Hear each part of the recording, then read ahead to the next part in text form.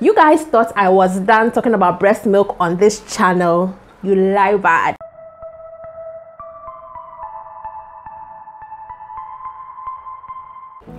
Hi guys, welcome back to my channel, Winging It with Essie. My name is Essie. Please, once you are a subscriber of this channel, it means you are a supporter of breastfeeding. You are an advocate for breastfeeding. So like I said in my earlier video on breastfeeding, this is one of many videos on breastfeeding to come. Now, before we begin this video, I just wanted to give a little shout out to 3 people who have been so supportive of this channel.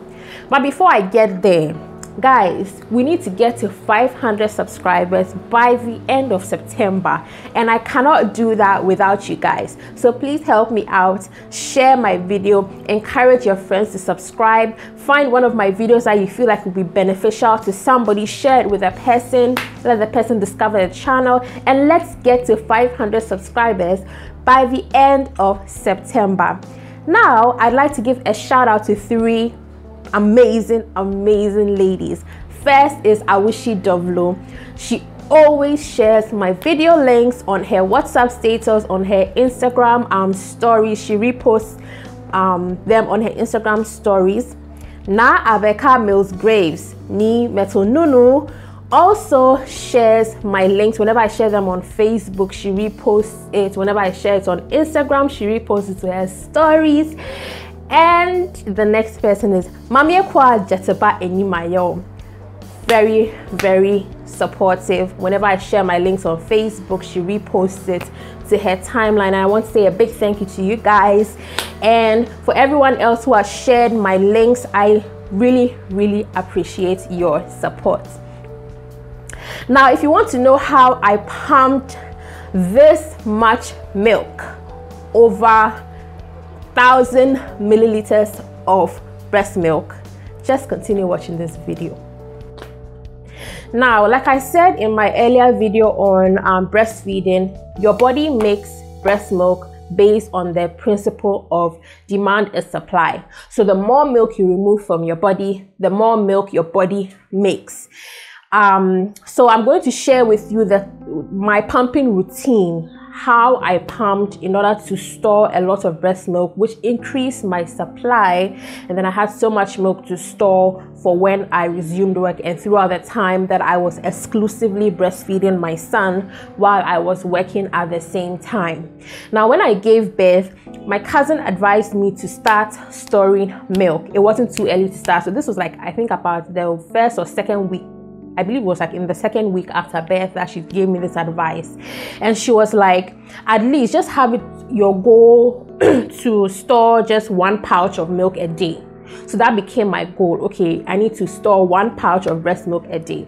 So at the time I was using I had the Medela breast milk storage bags, and those ones store up to 5 ounces of breast milk at a time. 5 ounces is, I know Ghanaians use ml, but I'm just used to talking in ounces, so I think that's about 150 ml. So my goal was to store 4 ounces each day. Now, one thing you also need to keep in mind is that your journey is not the same as someone's journey. So even though you are watching a lot of videos and you're talking to other people and you're seeing people's outputs, don't compare your output to their output. That was one of the mistakes I made. So I felt like I wasn't making enough milk. But at the time, at 2 weeks after birth, my human being was drinking 1 ounce of milk. So that was enough. You give him an ounce of milk, he's full. If you give him more than that, he won't drink it. So far as I was pumping that much, it means that was enough. But I was watching all these videos and people will pump like 5 ounces from one breast, and they're pumping 9 ounces of milk at a sit, and I'm like, so what's going on with my body? But then somebody reminded me, and then in one of the videos somebody also reiterated that don't compare your output to somebody else's output. Some people have an oversupply of milk, but they wouldn't tell you that. They're just telling you that, hey, I pumped this much milk. So now on to my routine. Your body makes the most milk in the mornings, especially at dawn. So you need to always take advantage of that time between 2 a.m. and 6 a.m. to pump milk.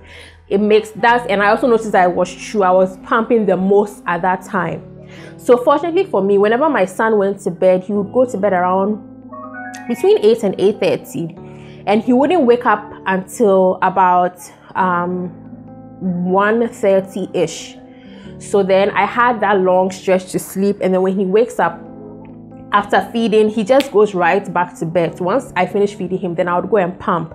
But I was choosing between that time and the next time he wakes up. Like it was what's the word?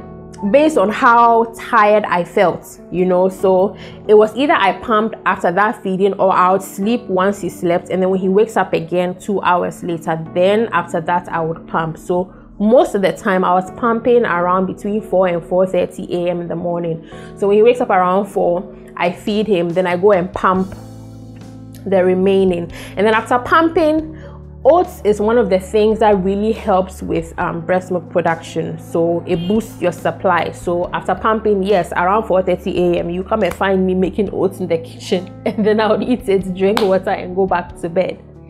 So when I pump, that was my first pump for the day. And then the next time I would pump is around 7. So my mom would bath him around between 7 and 7:30. So during the time that she's giving him his bath, I would go and pump again. So that's the second time. And then I always found it difficult to pump again. I had to be disciplined, but I wasn't disciplined enough during the rest of the day. So sometimes I would wait till maybe around 2 o'clock before I'll pump again, or maybe around 11, then I would pump again. So try and be as consistent as possible. The best advice is whenever you finish feeding your baby, pump whatever is left in your breast. Even if it is half an ounce, you will get cries. Better than nothing. So after every feed, just pump whatever is remaining, or wait, drink some water, eat something, 30 minutes later you pump. But it's difficult to do that. Like, it's really hard. So I wasn't really I wasn't following that protocol, if I should put it that way. And then most of the time in the evening, once I have fed him, he's fallen asleep, and I go and take my bath, I pump before I go to bed, because I know that it's going to be like a 4 or 5 hour stretch before he wakes up. So I empty my breast and then I go to bed. So that was basically my pumping routine throughout the time, from the time he was born to the time I resumed work. Now when I resumed work, I would pump at dawn as usual. Whenever he woke up at dawn to feed, oh God, it was so hard because you're already tired from your working day. So I would pump at dawn, and then I would pump again around 7 a.m. And then when I get to work, I'll pump around 9:30 a.m. And then I'll pump again around between 11:30 and 12. And then I'll pump again around like 2:30-ish. Yeah, between 2:30 and 3, I'll pump again. And then when I picked him up from my mom's place and go home, I would pump again before I feed him, and then I would pump again before bed. It was a lot of pumping, but in the end it was worth it. And as he grew, my supply also increased. And then I also believe that because I was pumping a lot and also breastfeeding him a lot, it helped, and then it really helped my supply to increase. So by the time he was so when I resumed work, he was 3 months old.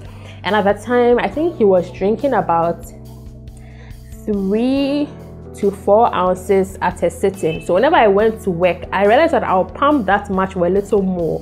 So when I pumped the first time, I would get like 5 ounces of milk. The next time I pump, I'll get like, it decreases as the day goes by. So if I pump at work and I get 5 ounces of milk, the first time I pump around 9:30, I get 5 ounces of milk. The next time I pump is 4 ounces. The next time I pump is 3 ounces. So that's why you have to take advantage of the morning, pumping in the morning, at dawn and in the morning, because you make the most milk during that time. So like I said in the beginning, my goal for the first 3 months was to store a pouch of milk every day, a 4-ounce pouch of milk every day. Now, one thing you need to know about breast milk is that you do not combine freshly pumped milk with cold milk. So what I was doing is when I finished pumping the milk, I would pour it into a breast milk storage bottle and put it in the fridge and put it at the back so that it's not affected by the change in temperatures whenever you open and close the fridge door.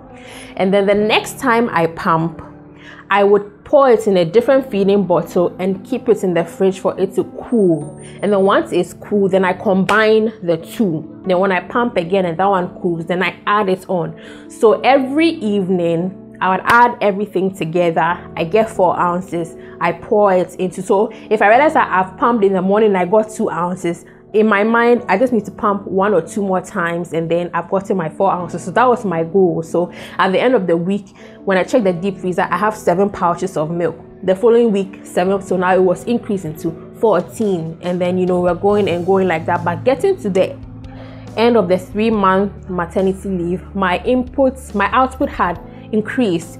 So I was storing more than 1 pouch. I think now it had gone to like storing 2 pouches a day because my output, my breast milk supply had increased. So you can start off that way, that you're making that your goal, that every day I must store at least 1 pouch of breast milk, 4 ounces or 5 ounces at a go, and then take it from there, so that by the time you are ready to resume work, you have enough breast milk to lean on if your supply dipped due to stress at work and such. In another video, I'll probably talk about how to store breast milk and how to thaw breast milk and all of that. But yes, this is what I did to get a lot of breast milk for my little human to help me do the 6-month exclusive breastfeeding. And I hope that these tips also help you in your journey. If you know anyone who has just delivered, share this video with them so that it motivates them. It is hard, I will not lie, it is hard, especially the dawn pumping. And then there were times where I would wake up, like he hasn't woken up, but I would wake up around like 1 a.m. and my breasts are full, I can't go back to sleep, so by force I have to pump. Working mothers, like, if you're a nursing mother and you're working at the same time, you're working like in the corporate field at the same time, it's so hard.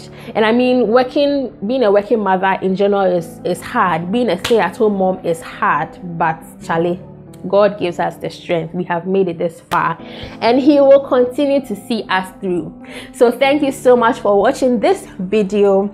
Don't forget to share my video and help us get to 500 subscribers by the end of September. Thank you so much for watching this video, and I'll see you in my next video.